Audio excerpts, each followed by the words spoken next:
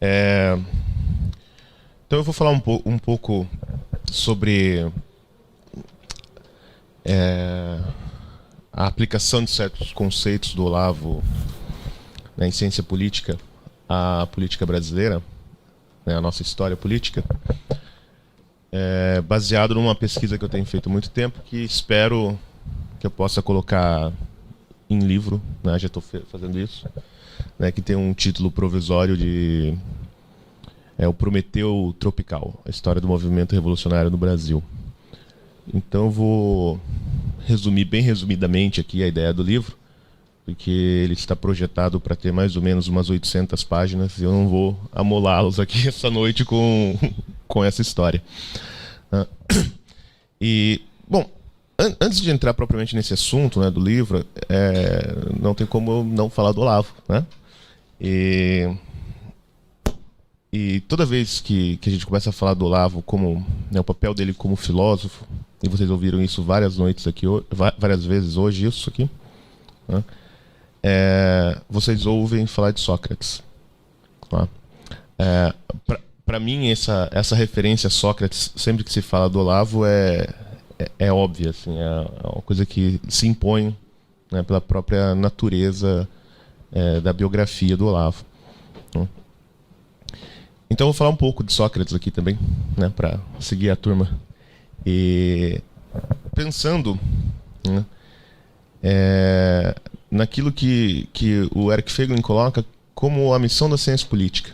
Né? Não a missão da ciência política para a sociedade, né, os seus efeitos, né, para a administração pública, né, como a ciência política foi encarada por muito tempo, né, no século XX, mas a sua função para o próprio indivíduo que a exerce, né, para o cientista político ou para o filósofo, que não vejo no Eric Feiglin uma distinção muito grande entre o filósofo e o cientista político.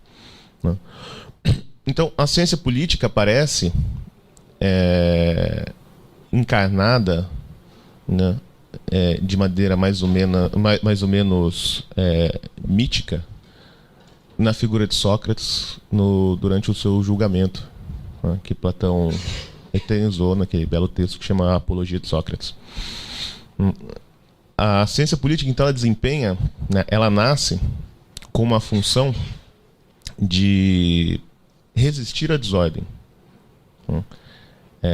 Uma desordem causada pelo que o Eric Feiglin chama muito sabiamente de mentira existencial da sociedade. Né? Ou a gente pode chamar de corrupção. É que falar corrupção hoje tem esse teor ou dinheirista, né? Corrupção econômica, etc. Ou um sentido moral. Né? Todo mundo fala corrupção dos valores morais e tal. Mas não é disso que a gente está falando aqui, né? Nem que Eric Feiglin fala. Essa corrupção é uma corrupção mais cognitiva do que moral. É uma corrupção da inteligência. Né? Porque, afinal de contas, sem a inteligência, ninguém tem clareza moral sobre nada. Né? Então, o primeiro a ir embora é a inteligência, e não a moralidade. Então, a ciência política, para mim, pelo menos, né, e como eu entendo que o Olavo a exerce, né, e como eu tenho pretensões de acreditar que exerço também, né, ela aparece como esse chamado a resistir a essa mentira existencial na sociedade. Né? E como se faz isso? Né? O que é propriamente essa resistência? Né? O cientista político, né, a ciência política, ela cria no sujeito que a exerce, né, a compreensão de uma ordem interna. E é por isso que falar de ciência política nesse paradigma, vamos dizer assim, do Eric Feiglin ou do próprio Olavo, que por caminhos diferentes, muito diversos, chegou a conclusões muito semelhantes, que Feiglin a métodos muito semelhantes também. Essa ciência política, ela parte de uma compreensão da ordem. Né? Não é da ordem social, não é ficar fazendo discurso ideológico sobre qual o melhor tipo de sociedade, né? A sociedade perfeita. Né? Mas é a ordem interna da alma. Né? Ela parte, na verdade, de uma antropologia filosófica. E isso é praticamente incompreensível para os cientistas políticos modernos, como vocês provavelmente são testemunhas, né? Você quase fala desse tipo de coisa com cientista social, com sociólogos, cientistas políticos, dá um nó na cabeça deles, simplesmente não sabem do que você está falando. Então, para mim, a necessidade de fazer essa pesquisa e estudar, então, a situação brasileira, entender a que ponto chegamos, né? Por que chegamos onde chegamos, ela aparece também como essa necessidade de resistir a essa confusão, né, generalizada na cabeça das pessoas, né? E aí surge a primeira questão metodológica. Eu acredito que o Olavo explica muito bem no curso de Teoria de Estado que ele deu na PUC, que está disponível no seminário de filosofia para os alunos, né? Que eu vou tentar explicar da seguinte maneira, né? É tentar responder a pergunta: por que mataram Sócrates? Por que Atenas matou Sócrates? Aparentemente, né, as acusações eram injustas, e quem se lembra da apologia sabe que Sócrates se defendeu muito bem, né, delas. E então elas assim, não parece fazer muito sentido, né? O que matou Sócrates são aquelas acusações antigas a que ele se refere, né? As fofocas criadas sobre Sócrates, sobre a figura de Sócrates ao longo da vida dele, que era a irritação que ele causava nas pessoas, né, por causa daquela mania irritante que ele tinha de ficar debatendo e humilhando os seus interlocutores, né, mostrando que eles não sabiam nada, né? E fazer isso com políticos poderosos, ó. Sócrates, então, como ele mesmo diz no seu discurso, ele exortava a população ateniense a melhorar, a serem melhores e a abandonar os vícios, etc., né? Mas Atenas teria matado Sócrates só por conta disso? Veja bem, na mesma época existiam os sofistas que treinavam a juventude ateniense, a juventude rica ateniense, a fazer praticamente a mesma coisa, a fazer belos discursos, né, com o objetivo de conquistar o poder, né? E para conquistar o poder, né, uma das regras da retórica é você falar mal do seu oponente, né, ou falar mal da situação. Como oposição, você vai lá e fala mal da situação, etc. Então, assim, não é razoável acreditar que Sócrates era o único que estava lá espezinhando a elite política ateniense. Então, por que eles decidiram matar Sócrates? Sócrates morre porque ele não pode ser absorvido no acordão das elites. Então, a elite não pode oferecer um cargo para Sócrates, né, para fazer ele ficar quieto, né, como a gente vê acontecendo, né, toda hora no nosso país. O presidencialismo de colisão é isso, né? Então ele não pode ser absorvido no esquema das elites e ficar quieto, como a juventude ateniense que tinha ambições políticas podia fazer, né, como os sofistas podiam fazer. Porque, como ele mesmo diz, os sofistas viajam de um lado para o outro, ensinando as pessoas a provarem tanto o sim quanto o não, né, com belos discursos. Mas Sócrates não estava sujeito a isso, por uma razão bastante simples, na verdade. Sócrates não tinha uma agenda política. A única agenda de Sócrates, quando ele conversava com aquelas pessoas, era tentar descobrir por que diabo o oráculo falou que ele era a pessoa mais sábia de Atenas. Ele queria entender o que era a sabedoria, né? A sabedoria divina que lhe era atribuído pelo oráculo de Delfos. Então, essa liberdade que Sócrates gozava por não ter uma agenda política, né, cria para nós, para a ciência política, a primeira, vamos dizer assim, precaução metodológica do cientista, né, ou do filósofo, que é justamente essa, né? Você não pode ter uma agenda. Se você quer compreender o que está se passando, você não pode ter agenda, né? Por que isso é assim? Porque se você tiver agenda, bom, você faz parte do problema que você está tentando compreender. Eu acho que eu vou explicar isso melhor, daqui a pouco vocês vão entender melhor o que eu estou dizendo. Então Sócrates, ele só quer uma coisa, ele quer compreender a verdade. E essa verdade não pode ser negociada por cargo. Ninguém pode oferecer nada para Sócrates, né, que sacia só a sede de verdade, né, de compreensão das coisas. A mesma coisa se passa com o professor Olavo. Né? Qual é a agenda do professor Olavo? Por que o acusam de ser muçulmano, sionista, agente de desinformação, né, ideólogo da extrema-direita? Enfim, eu nem sei mais, eu não vi o vídeo lá dos irmãos Velascos, então não estou atualizado da lista de acusações. Ó. Porque ninguém sabe qual é a agenda dele. Quer dizer, ninguém compreende a agenda do professor Olavo. Ó. E justamente por não ter uma agenda, ele não tem um projeto político, ele tem essa liberdade imensa de circular, né, de caminhar dentro da ciência política, né, e jogar a luz sobre a situação que os outros analistas não têm. Por exemplo, o Reinaldo Azevedo, né, que tem uma agenda claríssima, né, que é a defesa da viabilidade da candidatura de José Serra ou do Alckmin. Né. Então, essa posição do cientista político que está, né, querendo compreender as coisas e não influenciar na realidade por meio de uma agenda, né, é o primeiro passo para você fazer boa ciência política e não ser só mais um ideólogo na conjuntura. Né? Depois a gente pode falar disso nas perguntas, mas eu só queria fazer puxar um pouquinho do que o Felipe falou. O debate do Guim com o Olavo é uma confusão dos diabos pelo lado do Guim, justamente porque ele não consegue compreender esse ponto no Olavo. O Dugin trata o Olavo o tempo todo como um sujeito que tem uma agenda, né, vinculada aos neocons americanos. Ele trata o Olavo como um neocon a maior parte do tempo. Ele não consegue compreender, então, qual que é a posição do cientista social. E o Dugin é claramente um ideólogo. Né? Ele é um player.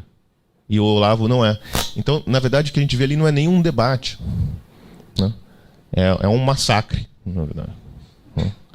E você falou do Stephen Bannon, não sei como pronuncia. Eu até acho curioso, porque acho que o Felipe deve ser o único analista político brasileiro que sabe quem é esse sujeito. Né? Eu nunca ouvi ninguém mais falar dele. E eu acho que o Stephen Bannon é um sujeito genial, né? Mas ele sofre do mesmo problema. Ele não consegue compreender certas coisas porque ele tem uma agenda. Se você me perguntar, bom, eu acho a agenda dele hoje a melhor que tem. Né? Então, assim, eu tenho uma tendência a concordar com ele numa série de coisas. Né? Mas ele tem uma agenda, ele tomou um partido, né? Tomou um lado da questão, e isso faz com que ele encare toda a situação desde aquele ponto de vista, que é o nacionalismo americano, né? Um neonacionalismo. Né? E isso o afeta claramente. A mesma coisa com o Alex Jones e todos esses outros que são pessoas assim, com quem a gente aprende muita coisa, mas eles são players, eles estão de um lado da discussão. Tá? Eles não são cientistas políticos, no sentido socrático ou platônico. Né? Eles não estão ali para resistir à desordem, eles estão ajudando a causá-la. Tá? Então, quando eu percebi... só falar, o Olavo tem feito isso, né? Tem resistido a essa mentira existencial e se negado a recortar a realidade e tentar ofuscar a realidade. Ele tem resistido a isso desde antes de ele ter o contato com a obra do Eric Feiglin. Quando ele conhece a obra do Eric Feiglin depois do Jardim das Aflições já escrito, ele fala, pô, eu podia ter complementado muito mais, mas você vê que eles chegam a conclusões muito parecidas, mas não só conclusões teóricas. A construção do Olavo como filósofo, quer dizer assim, a presença dele, a maneira como ele se põe, é muito parecida com a do Eric Feiglin. Né? Se você pegar essa trilogia, principalmente os dois, né, a Nova Era e a Revolução Cultural, E o imbecil coletivo, ele está fazendo justamente isso. Ele fala assim, não, eu não posso tomar um partido de ninguém. Eu tenho que me manter fiel, né, ao que eu estou vendo. Né? E o que ele faz, a CTB, é muito simples. Ele simplesmente descreve o que ele está vendo com os próprios olhos. Né? Então, quando eu comecei a pensar sobre essas coisas, né, eu até estava conversando com o Felipe hoje, mais ou menos em 2013, quando começaram as manifestações no Brasil, eu estava envolvido com a escrita de um livro que era para ser bastante modesto, sobre a história da esquerda no Brasil. Era para ser um livro assim, quase jornalístico, polêmico, contando a história da esquerda do ponto de vista conservador. Porque esse livro não existe no Brasil, né? Ninguém fez isso ainda. E então assim, eu escreveria como um player, né, tomando uma posição. Né? Só que quando começaram aquelas manifestações, uma coisa me chamou a atenção, que era a presença dos tais intervencionistas, né, pedindo a volta dos militares ao governo. Eram poucas pessoas, né, assim, eles não tinham muita influência nesses movimentos de rua, mas aquilo me chocou, assim, porque eles eram à direita, né? Eles se colocavam como direita. Eu também me colocava como direita, né? Eu me entendia, né? Pelo menos hoje estou à direita. Eu falava, pô, mas há alguma coisa muito diferente entre o que eu penso e o que esses caras estão pensando e propondo. Né? E o que o Olavo está falando. Né? Assim, o que eles estão propondo é mais do mesmo erro, que é a salvação pela política. Né? E acreditar que os militares podem nos salvar. Bom, quem estudar um pouquinho a história das intervenções militares do Brasil, que é o meu livro, né, a minha pesquisa trata disso, eu já vou entrar nesse assunto, vai ver que assim, é impossível imaginar que os militares são capazes de salvar o país de qualquer coisa. Tá? E isso me chocou porque as informações que eu tinha, e depois eu fui ler aquele livro do Marco Antônio Villa, sobre, chama acho que ditadura brasileira, uma coisa assim. Ele mostra esses mesmos fatos, mas ele não chega a essa conclusão, assim, ele acaba não insistindo nisso. Mas que é o seguinte, depois do golpe de 64, o que aconteceu, o que os militares fizeram foi o seguinte, eles destruíram a direita e criaram a esquerda que a gente tem hoje. Eles fizeram isso. A própria ideia de que assim, a esquerda se infiltrou na universidade e na imprensa, ela é equivocada. Eles foram convidados para fazer isso pelo governo militar, né? Sobretudo pelo general Dutra. Então, Dutra não, desculpa, o Golbery. Então, essa história que é contada na direita, que os militares deram um golpe para acabar com a ameaça comunista e tal, há um pouco de verdade nisso, mas isso é uma lenga-lenga. Né? E isso me intrigou. Falei assim, bom, é claro, as informações que se tem disponíveis, assim, você entende, isso é claro que é assim. Né? Por exemplo, o partido que mais teve mandatos cassados em 64 foi a UDN. Né, que foi o único partido conservador que teve no Brasil desde a fundação da República. Né, foi o partido que mais teve mandatos cassados. Né, sofreram desterros, foram mandados para a Amazônia. Né, e a esquerda, a tal da esquerda moderada, foi premiada com as universidades. A guerrilha não, né, os militares acabaram com a guerrilha. Mas para acabar com a guerrilha, eles nunca precisariam ter rompido com a ordem constitucional para fazer o que eles fizeram. Então, assim, é tudo uma grande desculpa e a gente vai entender. Eu pretendo explicar um pouco por que é assim. Né? Foi assim. Mas isso me chocou. Eu falei, pô, essa gritaria sobre os militares a essa hora, né, a essa altura do campeonato, não faz muito sentido. Então eu comecei a refletir. Falei, bom, eu não posso escrever um livro sobre a esquerda tentando jogar os males do Brasil todo sobre a esquerda, o que a gente entende, né, como esquerda, porque eu tenho um problema na mão. Como eu vou explicar o regime militar que fortaleceu tanto a esquerda, sobretudo isso que a gente chama da esquerda cultural, né, naquele período, e que é assim, eu entendo que é o flagelo, né, que está sobre nós hoje. Falou, bom, mas se eu falar que o regime militar era uma coisa de esquerdista, as pessoas vão rir de mim. Né? E vai ser uma grande mentira, porque ele não era um regime esquerdista. Então, mas como que funciona isso? Ele falou, bom, então o problema está com essas categorias de direita e esquerda. Né? E foi justamente pensando nessa historinha que eu contei do Sócrates, né? E nessa posição do Olavo, enfim, essa precaução da ciência política. Ele falou, bom, não dá para usar direita e esquerda como instrumentos analíticos. Não, isso não vai ser possível. Primeiro, porque pelo caos das definições. É praticamente impossível definir direita e esquerda de uma maneira que faça sentido historicamente. Quando você começa a definir, aí você fala, bom, mas tem esse movimento aqui que na definição cai como esquerdista, mas a esquerda o entende como de direita.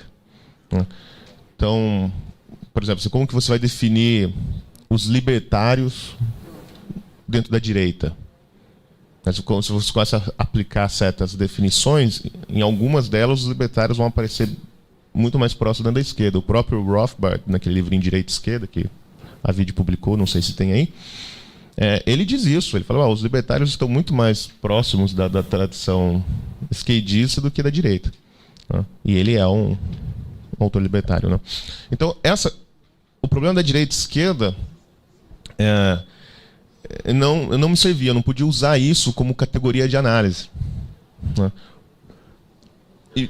E tinha um segundo fator, que ficou bem claro, depois que o Olavo começou a tratar melhor dessas questões sobre o movimento revolucionário, e eu peço desculpa para vocês, aqui eu tenho acesso a alguns escritos do Olavo que não foram publicados, ele faz algumas definições bem pertinentes, e eu acho que isso ainda não foi divulgado, né?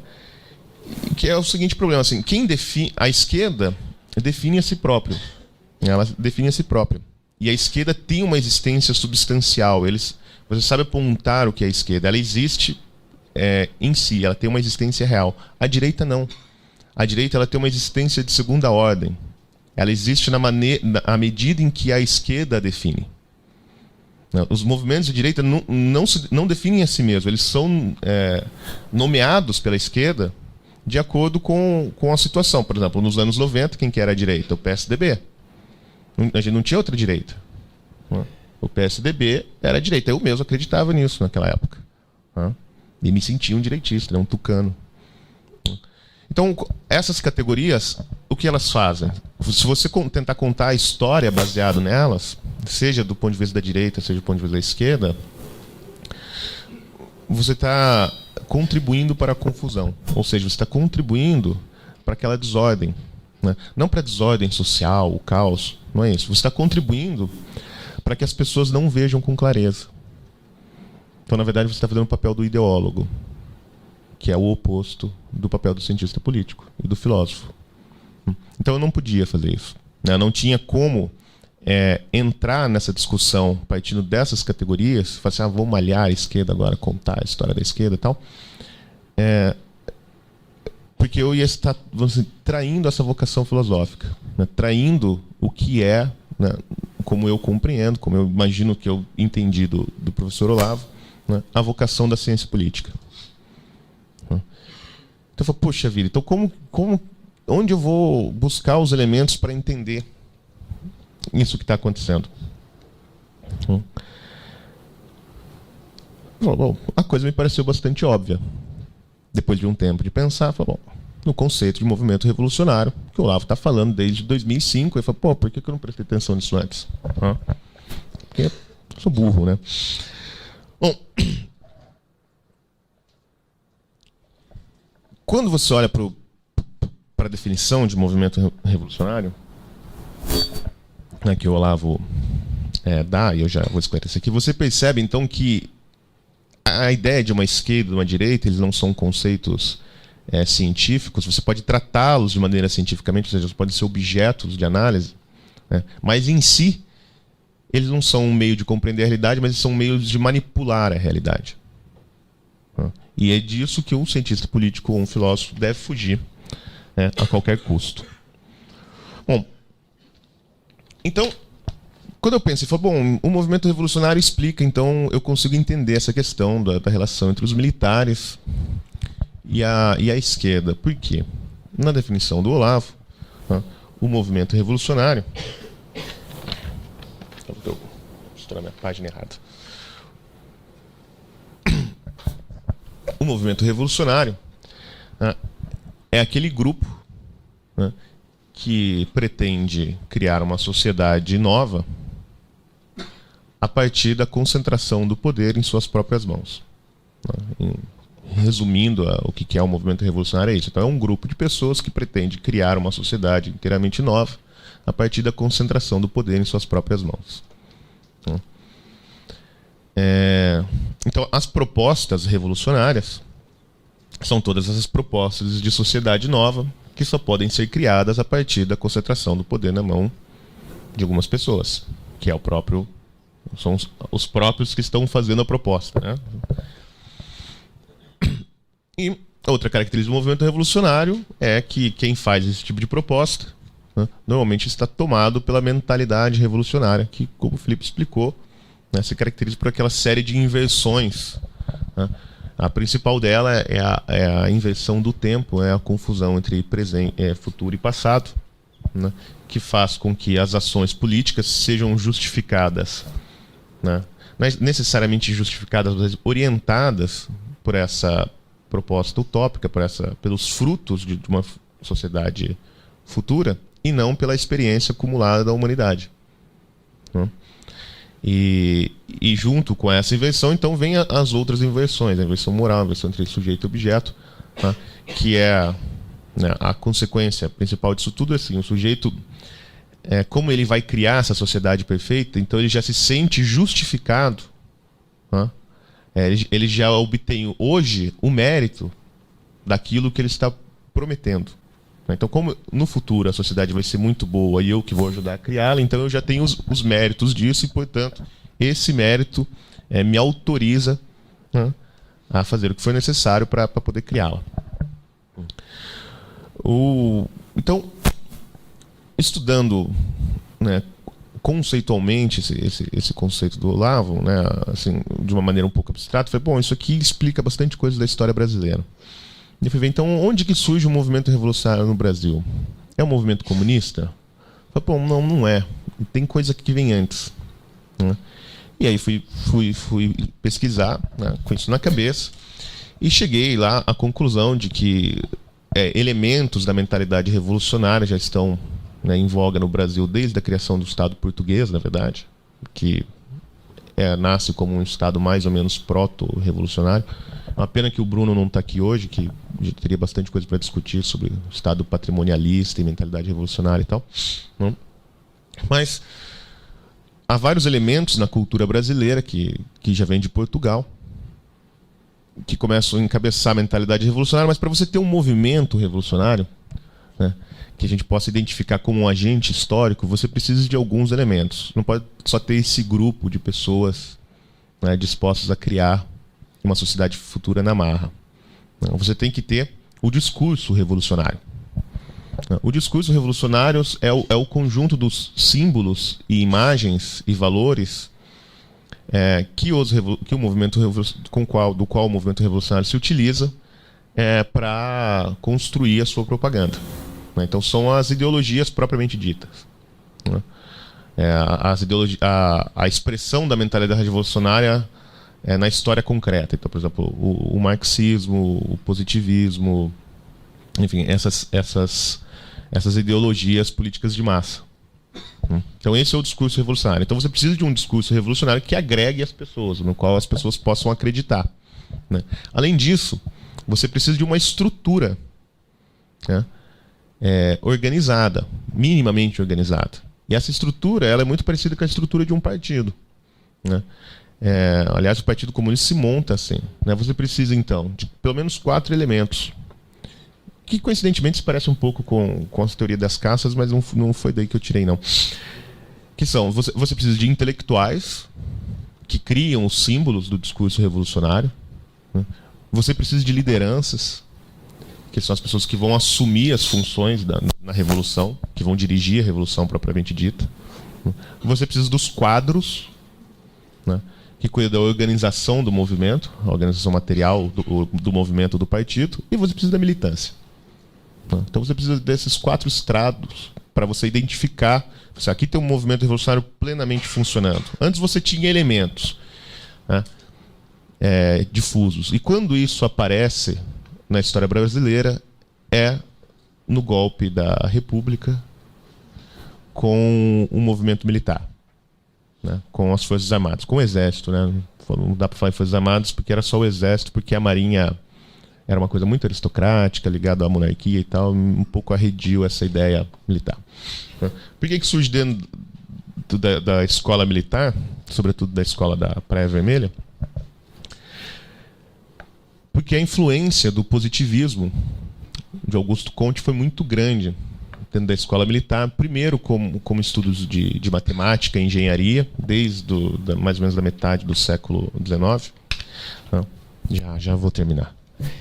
E, enfim, por uma série de razões, o positivismo, ou uma leitura militarizada do positivismo, se torna uma espécie de doutrina oficial, né, política das escolas militares no Brasil, né, sobretudo na pessoa, né, segundo a orientação do Benjamin Constant.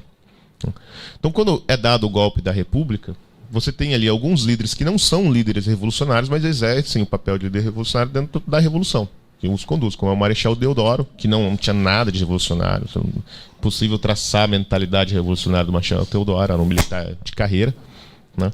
Mas ele é, de certa maneira, assim, ludibriado ou induzido a conduzir a Revolução, que acaba com a implantação da República. Bom, ali começa, então, a história toda, né? O movimento revolucionário, então, ele nasce ali e ele tem uma história prodigiosa na República Brasileira. Ele é a única constante em toda a história da República, né? E ele nasce positivista, mas ele tem 2 vertentes ao longo da história, que é a vertente positivista, ligada aos militares, e a vertente comunista, ligada ao Partido Comunista, no primeiro momento, e depois, enfim, depois de 64, a guerra cultural, sobretudo o PT e as esquerdas, digamos assim, não partidárias, não socialistas, os movimentos culturais, etc. Então, essas são as 2 correntes do movimento revolucionário que infernizam a vida brasileira desde 1889. E há uma série de sucessões, que é isso que eu pretendo explicar detalhadamente, né, no livro, todos os percalços desse movimento. Mas, para resumir assim, de maneira bem geral, porque o meu tempo também já está acabando, a gente pode identificar, de uma maneira um tanto didática, 3 fases, né, longas fases do movimento revolucionário, então, no Brasil. A primeira vai dessa do golpe da República até 1922, mais ou menos. Essas datas são mais ou menos arbitrárias, tá? Que é o período de maturação da ideia positivista, tal como compreendida pelos militares, que é a seguinte: a sociedade tem que ser dirigida por uma elite de engenheiros, né, baseados na ciência, sobretudo na matemática e naqueles conhecimentos absorvidos pelo Augusto e ensinados pelo Augusto Conte. Então, assim, a sociedade é dirigida por uma elite intelectual que domina as leis de desenvolvimento histórico, exatamente como é no marxismo, né? Na versão leninista, pelo menos. Esse período, então, que vai da República até 22, é o período de maturação dessa ideia. O Floriano, logo que deixa o poder, os movimentos florianistas e jacobinos brasileiros acabam se retraindo e ele acaba sumindo, então, da esfera pública um pouco, essa ideia revolucionária, e se aloja no Rio Grande do Sul, né, com a tradição do Júlio de Castilhos, né, que criou uma constituição de fato inspirada no Augusto Conte, cuja principal ideia, né, dessa Constituição, e a gente vai ver isso vira uma característica do movimento revolucionário em toda a história brasileira, é que o parlamento é um empecilho para o desenvolvimento do país, para o trabalho dessa elite intelectual. O parlamento, tal como a gente conhece hoje, o parlamento liberal, que representa os interesses individuais. A representação dos interesses individuais pelos casacas, né, pelos políticos não militares, é o grande mal do país. Então, o movimento revolucionário vai sempre bater no Congresso. O Deodoro fechou o Congresso, o Floriano acabou anulando o Congresso, né? Depois o Getúlio Vargas também acaba, né, extinguindo o Congresso.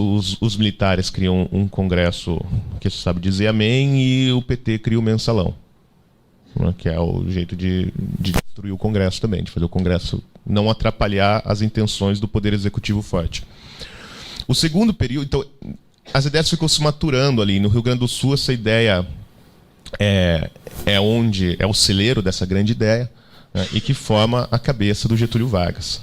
O Rio Grande do Sul foi governado 30 anos, né, pelo Júlio de Castilho e pelo Borges de Medeiros, que ficou acho que mais de 20 anos no poder, que era um discípulo do Júlio de Castilhos, e pelo Getúlio, que era um discípulo do Borges de Medeiros. E de 22, então, até 64, por que 22? 22 é o grande ano da civilização brasileira, né? 22 tem a Semana de Arte Moderna de 22, tem a fundação do Partido Comunista e tem a revolta do Forte de Guanabara, no Rio de Janeiro, que é famosa pra caramba, que é quando começam, então, as revoltas tenentistas, né? É preciso notar que, tirando a Semana Moderna de 22, né, tanto a fundação do Partido Comunista quanto os movimentos tenentistas, eles são feitos pelas mesmas pessoas. É tudo coisa de milico, no final das contas, e meia dúzia de intelectuais civis. O grande tenente da época era o Carlos Prestes, né, que depois vai virar a grande liderança do Partido Comunista. Né, são esses mesmos tenentes, né, o movimento tenentista então vai evoluindo de 22 até 30, quando então tem a Revolução Liberal, né, e depois o Getúlio acaba dando o golpe e cria a tecnocracia militar dele, baseada nas mesmas ideias, né, do movimento do positivismo militar. Né. Então, esse período, que vai mais ou menos até 64, é um período em que há uma disputa acirrada dessas duas correntes, né? Tanto da corrente socialista, comunista, e da corrente positivista. Eles ficam disputando a briga pelo poder, com alguma participação assim, né, nessa briga muito discreta dos liberais, né? De uma direita liberal, né, que só apanha, na verdade, não tem poder nenhum praticamente sobre a República, a não ser aquele esquema do PRP, né, do Partido Republicano Paulista, e os mineiros, que se conhece como República Café com Leite. Né? E naquele breve período ali. Depois é o reinado do Getúlio Vargas, do Dutra, depois Getúlio Vargas de novo. Quando Getúlio Vargas cai, ou ele está para sair do poder, na verdade, vem a eleição do Dutra. Eu estava contando isso para o Felipe. Hoje tem o queremismo, né, que é aquele movimento que o próprio Getúlio fomentava entre os trabalhadores para forçar ele a ficar. Né? Então os trabalhadores iam para a rua e falavam, não, queremos que o Getúlio fique e tal.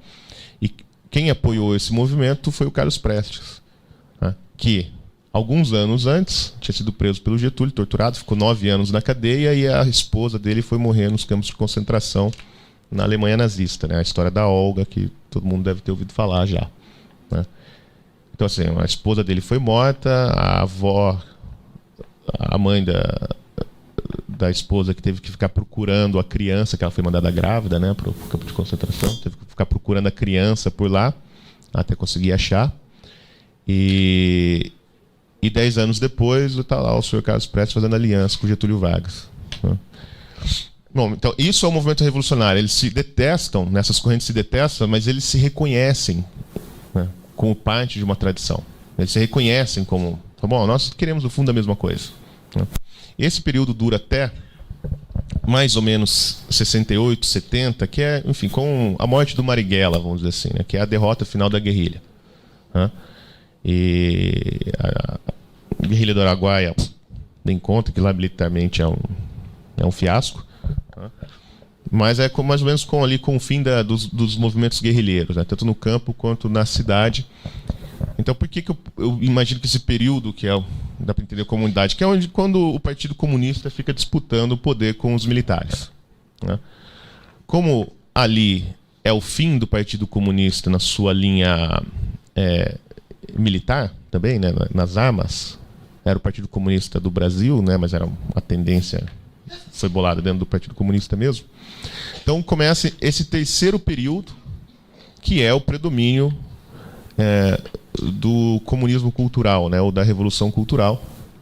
Então vem aquela que se chama a geração Desbunde, né, que é a Tropicália, o Gilberto Gil de maiô prateado, né?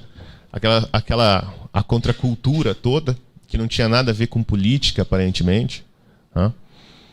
E surge ali um fato decisivo para o fortalecimento da esquerda, além dessa ideia imbecil do Golbery, que eu acho que o professor Ricardo comentou, da panela de pressão, que era, então, vamos dar a universidade para a mão do Partido Comunista, né? Tem a criação da Revista Brasileira, Civilização Brasileira.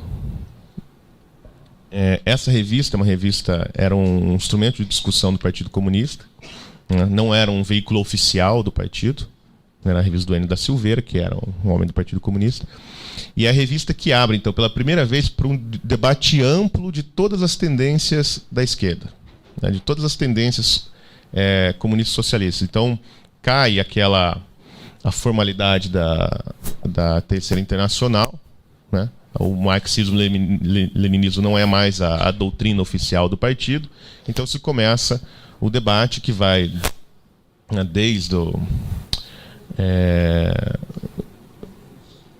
puxa vida, me fugiu o nome aqui do cara lá bom, enfim, desde da escola de Frankfurt, né, até os artigos do Otto Maria Carpo, né, que teve aquele triste fim, né? Então, a Revista Civilização Brasileira, o que ela faz? Ela cria o campo cultural, né, do debate público. Assim, ela se coloca no lugar do debate público. Então, o que aparece é a discussão da esquerda, como uma discussão plural. E, de fato, era, né? E isso vai gerando seus frutos até a fundação do PT, né, com um apoio gigantesco da teologia da libertação, que tinha se infiltrado dentro da Igreja Católica, né? E aí, da fundação do PT para frente, todo mundo conhece a história, né? Então é essa fase do movimento revolucionário não violenta, né? A tentativa de tomada do poder pela hegemonia, né? Pela guerra cultural, né? E vai mais ou menos até a eleição do Lula, porque depois, daí para frente, para analisar, é um caos, porque um volume de informações gigantesco, a gente não tem todas as informações, né? E com a vitória do Lula, então, se você entra num período de institucionalização da revolução, o que é a bola quadrada, né? Não dá para se fazer isso, e é o problema todo que gera o fim do PT, como a gente está vendo, né? E começa uma outra fase que eu não sei analisar, provavelmente isso aí fica mais para a mão deles, que é a fase eu chamo de transferência das soberanias, né? No Brasil, né, do PT, a transferência para o Foro de São Paulo e para os organismos internacionais, né, do estilo ONU, Organização Mundial da Saúde, etc. Esse tipo de coisa. Então seria um quarto período da existência do movimento revolucionário no Brasil, que é a sua relação com os globalismos, né, que sempre existiu, pelo menos na figura do Partido Comunista, que era um satélite do Partido Comunista Russo, né? Então, nisso, essa relação, por exemplo, dos militares, né, como assim, pessoas que ajudaram a causar o problema, fica mais claro, né? Em 64 é lógico que nem todo as Forças Armadas de 64 era revolucionário, né? Mas a parte que tomou o poder depois do Castelo Branco, certamente sim. A gente estava conversando hoje por que o Partido Comunista não fez uma ampla oposição ao regime militar, né? E decidiu, no seu último congresso, a via democrática, né? Fazer o comunismo pelas eleições. Porque ele percebeu que a disposição dos militares era fazer justamente aquelas reformas que o Jango não conseguia fazer. Né? O Jango tinha lá, a desculpa toda é que o Jango tinha as reformas de base para fazer, e aquilo era tudo coisa de comunista. Né? Então o Jango ia fazer uma aliança com o Partido Comunista, os militares lá para impedir, né, o golpe comunista, tomaram o poder e colocaram o Jango e os seus parceiros para fora. Né? Só que quando você vê assim, todas as reformas que os militares fizeram, eram justamente aquelas reformas que eram as tais reformas de base para o Jango. Só vou concluir aqui. As reformas de base do Jango. Aí fala, então que diabo que aconteceu? Né? Você tira o cara porque ele vai fazer um monte de coisa, você vai lá e faz no lugar dele. Qual era o problema? O Jango não conseguia fazer as reformas por conta do parlamento, do Congresso. Né? Quem o impedia de fazer aquelas reformas era o UDN. Era o Carlos Lacerda. Então, os militares precisavam impedir, tirar esse cara de jogo, que, aliás, foi destruído pelos militares, praticamente, né, para poder implementar as reformas, que assim, é o nacional desenvolvimentismo, né, a industrialização forçada do país, enfim, né, aquilo que vocês conhecem que são a herança dos militares, as grandes empresas, as grandes estradas, as universidades federais, etc. Então, para fechar, então essa que eu vejo assim, esse trabalho, se eu conseguir concluir um dia, né, é uma contribuição claríssima do professor Olavo, né? Me imagina que fazendo o que ele não vai ter tempo para fazer, né? Eu não acho que eu estou dando uma contribuição original a nada, só estou querendo mostrar como, né, o pensamento do Olavo é muito frutífero, né? E como ele tem esse poder de jogar a luz sobre uma situação tão complexa que é a política brasileira, né, e a sua história, né, e fazer a gente entender melhor as coisas muito além da gritaria que a gente ouve aí, direita, esquerda, o Bolsonaro, aquelas confusões que o Bolsonaro faz, etc. Essa era a minha ideia, mostrar como é que isso se encaixa dentro de uma tradição de ciência política que no Brasil foi recuperado pelo Olavo e nunca ninguém fez. Não é que foi recuperada, foi, né, criada por ele aqui, nunca ninguém fez nada parecido. Né? Ele é o cara que iniciou isso e que me parece que é um processo que não dá mais para segurar. Né? Assim, dependendo do que aconteceu, o Olavo venceu. Né? Essa é a verdade. Como o Francisco Scorsin disse hoje, ao meu ver, a maior lição do Olavo não é a teoria do movimento revolucionário, a teoria dos 4 discursos, etc. Não é o seu pensamento, mas é a pessoa dele e o impacto que ela causa na vida de outras pessoas. A obra do Olavo são seus alunos, né, a vida dos seus alunos.